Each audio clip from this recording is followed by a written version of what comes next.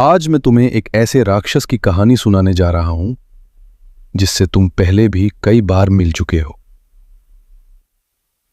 और इस कहानी में तुम्हें मिलेंगे आचार्य चाणक्य।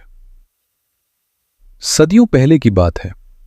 आचार्य चाणक्य अपने एक शिष्य के साथ घने जंगल से गुजर रहे थे। रात हो गई। तय हुआ आधी रात तक शिष्य पहरा देगा, फिर आचार्य चाणक्य पहरा देंगे। चाणक्य सो गए और शिष्य जागकर पहरा देने लगा।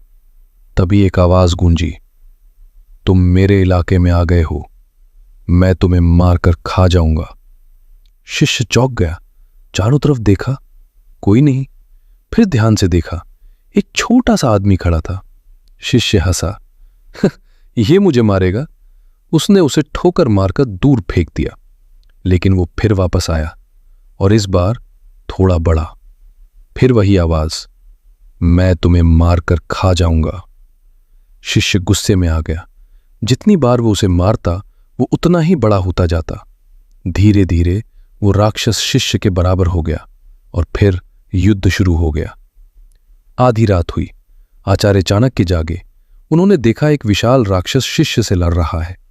शिष्य घबराकर बोला, आचार्य, ये पहले बहुत छोटा था, मैं जितना इसे मार रहा हूं ये उतना ही बड़ा होता जा रहा है। चाणक्य मुस्कुराए। उन्होंने कहा, तुम सो जाओ, अब मैं देखता हूं। अब आचार्य चाणक्य पहरे पर खड़े हो गए।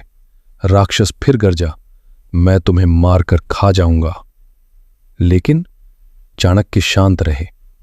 राक्षस बार बार धमकाता रहा, लेकिन आचार्य चाणक्य न गुस्सा हुए न प्रतिक्रिया दी। और धीरे धीरे वो विशाल राक्षस छोटा होने लगा, और छोटा और छोटा। सुबह तक वो बिल्कुल छोटा हो गया और चाणक्य ने उसे पैर से कुचल दिया।